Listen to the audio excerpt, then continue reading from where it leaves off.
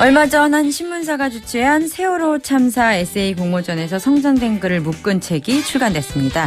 참사가 발생한 바로 그날 4월 16일이라는 제목을 단 이 에세이집에는 61명의 평범한 시민이 바라본 세월호 참사 이야기가 소박하지만 묵직하고 절절하게 담겨 있는데요.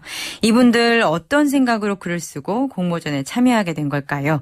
한 분과 전화 연결해서 이야기 나눠보겠습니다. 이번 에세이집에서 맹자가 왜곡되는 나라라는 제목의 글을 쓴 김건기 씨 전화 연결돼 있습니다. 김건기 씨 안녕하세요. 네, 안녕하세요. 예, 일단 공모전에 선정작으로 뽑힌 거 축하드리고 싶습니다. 나름대로 감사합니다. 치열했다고 들었거든요. 기쁘셨죠? 네. 네, 무척 기뻤고요. 예. 네, 누군가 제 목소리를 들어준다고 하는 것에 정말 감사했고 뜻깊었습니다. 일단 이 에세이가 아까도 소개해드렸지만 평범한 시민들의 글을 묶은 책이라고 해서요. 김건기 씨의 경우에는 뭐 어디 살고 어떤 일을 하시고 뭐 누구신지 간단하게 본인 소개 좀 부탁드려도 될까요? 네, 저는 올해 29살이고요. 지금 미래의 꿈을 찾고 있는 그냥 평범한 취업 준비생입니다. 취업 준비생 가장 어려운 시기를 보내고 계시군요. 네. 알겠습니다. 자, 어떻게 이 세월호 참사 에세이 공모전에 참여하게 되셨는지요?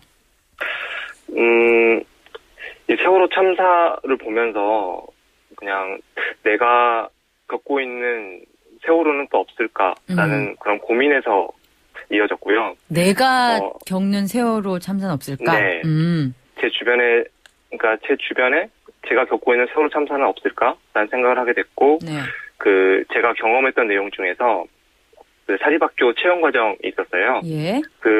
사립학교 이렇게 채용 과정이 있었는데요. 네. 그 과정과 뭔가 이렇게 좀 연관성이 있다. 특히 세월호처럼 뭔가 침묵을 강요하고 또 질문하는 사람을 좀 불편해하는 그런 분위기 이런 게 좀 공통점이 있다는 생각에서 이 공모전에 응모하게 됐습니다. 그럼 바로 여쭤보고 싶네요. 이 세월호 참사와 그 김건기 씨가 느낀 그리고 경험하셨던 사립학교 채용 과정에 어떤 면이 그렇게 오버랩이 되셨던 거예요? 우선 가장 중요했던 건 질문하는 사람에 대해서 뭔가 좀 좋아하지 않았고 그리고 뭔가 입맛에 맞게끔 요구하는 대답을 요구하는 그런 게 있었어요. 그 채용 과정에 면접 과정 말씀하시는 거예요? 그러니까 뭔가 이제 면접을 하는 과정에서 사립재단이 이제 그 취지와는 좀 어긋나는 질문을 한다든지 또는 그런 생각을 답을 하게 되면 뭔가 좀 다른 답변을 요구한다든지 또는 압박 질문을 한다든지 그러니까 결국 침묵하는 걸 강요를 했고요. 세월호를 보면서 좀 이렇게 좀 중첩됐던 건 그 세월호 방송 중에서 가만히 있으라라고 하는 방송이 있었잖아요. 결국 그 모든 희생자들이 모두 그 말을 곧이곧대로 믿었다가 또 질문하지 않았다가 안타깝게 그런 사고를 겪었는데 저도 뭔가 그런 사립학교 채용 과정하고 좀 연관이 되어 있는 것 같았습니다. 그래서 좀 그런 게 많이 떠올랐어요. 그렇다면 그 과정에서 김건희 씨가 겪으신 과정에서 가만히 있으라에 해당했던 어떤 면접 과정의 분위기, 그 사례, 그 질문이 대체 뭐였죠? 어떤 질문을 했던 거예요?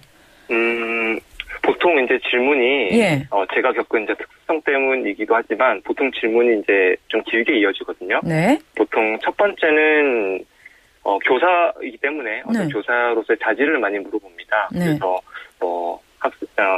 이제 교사가 되면 어떻게 학급을 이끌어 나갈 것이냐부터 해서 어떤 교육으로서의 태도를 물어보고요. 두 번째는 이제 자기소개서를 보고 뭐 특징적인 내용이라든지 그냥 일반 기업에서 보는 면접처럼 똑같이 그렇게 진행이 되는데 저 같은 경우에는 아무래도 사립학교나 재단이 대부분 거의 한 9할 정도가 종교재단과 관련이 돼 있어요. 그래서 그 종교에 대해서 이제 물어보더라고요. 그래서 뭐 아는 경전이 있느냐, 또 뭐 그런 경전 외울 줄 아느냐, 뭐 그런 걸 여쭤봤고요. 이제 맨 마지막이 그 이제 문제 질문인데. 뭔데요? 사상을 이제 검증한다라고 하죠. 그러니까 문제를 일으키지 않을 만한 사람인가를 그냥 대놓고 물어보는 거예요. 가만히 있는 사람인가를 물어보는 거군요. 네, 그렇죠. 그래서 보통 나오는 질문들이 뭐 전교조에 대한 생각이 어떠냐, 뭐 전교조에 가입할 거냐, 뭐 그런 것도 있고, 또 사학법에 대해서 어떻게 생각을 하느냐, 뭐 그런 것도 있는데, 저 같은 경우에는 이제 작년 12월에 봤는데, 예. 그때 한창 논란이 됐던, 좀 사회적으로 큰 이슈가 됐던 게 철도 파업이었거든요, 올해. 철도 파업을 물어봐요? 네, 예. 그 철도 파업에 대해서 어떻게 생각하냐고 물어보더라고요. 네, 그러면 그 잠깐만요. 거기서 그러면 제가 질문한 사람이라면 거기에 맞는 답은 철도 파업에 대해서 어떻게 생각하느냐? 옳지 않습니다. 네. 이렇게 대답해야 하는 게 맞잖아요. 붙으려면. 그렇죠. 그죠? 네. 근데 김광진 씨는 어떻게 대답했던 거예요? 좀 제가 말했던 게, 맨 처음에는 헌법에 대해서 얘기를 했어요. 그러니까 헌법에서 보장하는 철도나 뭐 공공재 가치가 있잖아요. 뭐 철도나 의료나 이런 부분에 대해서 결국 정부가 그런 헌법의 가치를 무시했기 때문에 결국 이러한 일이 발생하게 된 거다라고 했더니 너무 모호하다는 거예요. 답변이. 그래서 좀 구체적으로 얘기를 해달라고 해서 좀 이번 사건의 본질은 결국 정부가 무리하게 그 수익성 사업을 빼간 데서 비롯됐고 특히 뭐 용산 개발을 하면서 그 대규모의 부채를 다 코레일에 몰아붙이면서도 정작 뭐 공기업이 방만 경영을 했다. 또 뭐 철도 파업자들이 문제다. 뭐 귀족 노조가 문제다. 이런 식으로 그 해결책을 결국 정부가 거기에다 다 몰아버리고 결국 그 대안으로 내놓은 게 인원 감축을 통해서 운영을 좀 개선하겠다라고 생긴 문제에서 발생됐다고 했더니 그러면 약간 대놓고 이제 양자택일 질문을 하더라고요. 양자택일이요? 정부 편이냐 아니면 노조 편이냐라고 해서 정부 편이나 노조 편이냐 질문을 그렇게 해요? 네, 그래서 그 두 가지 중에 하나를 선택해서 대안을 제시하는 거예요. 그래서 저는 노조 편이다라고 말씀을 드렸더니 그럼 노조 위원장이 돼서 한번 이 해결책을 제시해봐라라고 하더라고요. 그래서 저는 사람이 중요하다라고 생각하기 때문에 기본적으로 사람을 자르거나 어떤 인원 감축이나 이런 방안은 안 했으면 좋겠다. 그런데 정말 할 수 없다. 여기서 저도 좀 타협을 했는데 정말 어쩔 수 없이 해고를 해야 한다면 노조라든가 제 노동자들이 십시일반 모아서 이렇게 뭐 생계를 지원해주고 정부 측에서는 뭔가 직업 재교육을 통해서 또 다른 일자리를 보장해달라라고 말을 했더니 돌아온 답이 좀 어처구니가 없었어요. 뭐라고 하던가요? 단순한 수학 질문인데 왜 그렇게 어렵게 생각하냐고 하더라고요. 왜 합리적으로 대답을 했는데? 내놓은 답이 그냥 월급 덜 받겠다고 하면 되지 않느냐. 그 인원을 그만큼 감축된 월급으로 그 사람들을 계속 고용하면 되지 않느냐라고 얘기를 하더라고요. 좀 그걸 마치고 이제 나왔는데 그냥 진짜 생전 처음 해본 경험인데 누가 제 머리를 뒤에서 팍 하고 때린 것 같은 그냥 멍했어요. 나오고 나서. 당연히 떨어지셨겠네요. 그 학교는. 월급을 깎는다고 해도 제 생각엔 노조 측 편입니다라고 했기 때문에 좀 안 됐을 것 같기도 하고. 그래서 계속 그게 좀 찜찜했는데요. 근데 뭐 제가 경력도 없고 좀 그래서 또 안 되지 않았나라는 생각도 들었어요. 아니 근데 학교 채용 과정에서 그런 식의 질문이 자주 있나요? 요즘에는?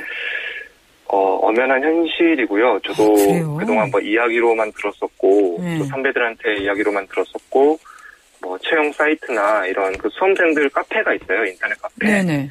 그런 데서 뭐 듣는 걸로만 그냥 그러려니라고만 생각을 했는데, 직접 겪어보니까 이게 현실이구나. 내 앞에 있는 현실이다라는 느낌이 들더라고요. 되게 현실이 되게 노골적이네요. 그렇게까지 노골적인지는 좀 미처 몰랐는데. 그럼 말씀하신 대로 이게 세월호와 비슷한 내 주변의 이야기라고 해석할 수 있을 텐데 가만히 있으라. 그다음에 아까 말씀하셨듯이 어떤 공공의 이익, 안전, 이를테면 안전보다 어떤 효율성 같은 걸 추구하는 이런 분위기도 굉장히 세월호와 닮은 모습이라고 지적을 하신 것 같더라고요. 그 쓴 글을 보니까. 맹자를 왜곡하는 나라라고 했을 때 이 맹자의 어떤 말을 우리나라가 지금 왜곡하고 있다는 건가요?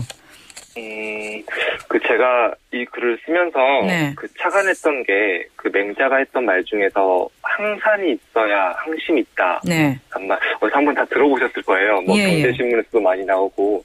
근데 그 항자가 이제 한자로 항산 항자잖아요. 그러니까 이게 이제 춘추 전국시대 놀이다 보니까 워낙 나라들이 많다 보니까 중국 역사상 어떤 그 백성들에게 그 경제력을 제공해주고 보장을 해주면 국가는 그들을 쉽게 군사로 동원할 수 있고 그 과정을 통해서 뭔가 쉽게 이제 통일을 이뤄낼 수 있는 그런 통일 논리로 많이 이용이 되곤 하거든요. 근데 저는 여기서 아니 먹을거리가 있다고 해서 굳이 침묵을 해야 할까? 질문을 던지면 안 되나?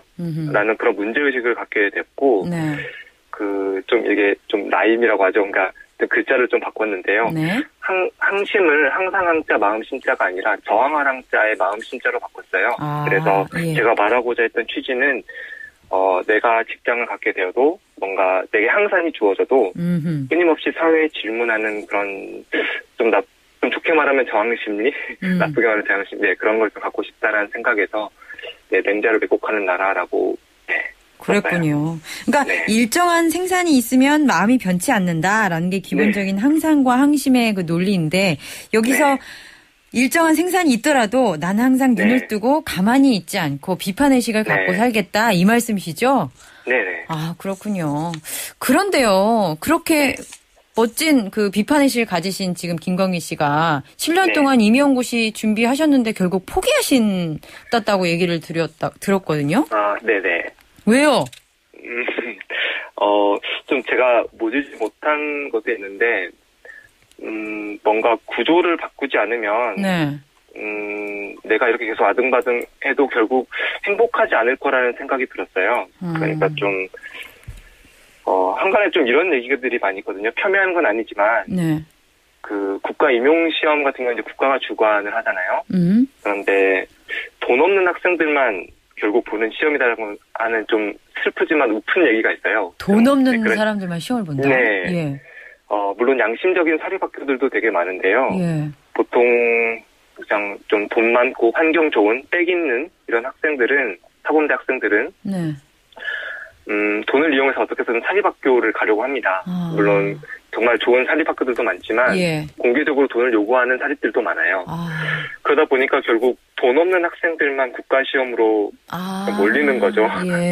네, 그래서 아버지께서 이 최종 면접에서 떨어지고 좀 본인 스스로도 되게 아쉬우셨는지 혹시 채용 과정에서 돈을 좀 요구하지 않았냐라고 해서 그러지 않았는데요 하니까 그래도 아들 좀 돈을 요구하면 언제든지 좀 얘기하라고 언제든지 마련해 줄 테니까라고 말씀하시더라고요. 그렇군요. 그런 상황 때문에 지금 채용을 포기하게 된 상황이라고 지금 말씀해 주는데 정말 가슴이 아픕니다. 하지만 김광기 씨 비판의식 가지고 다시 한번 만날 기회가 있을 것 같습니다. 감사합니다. 네, 감사합니다.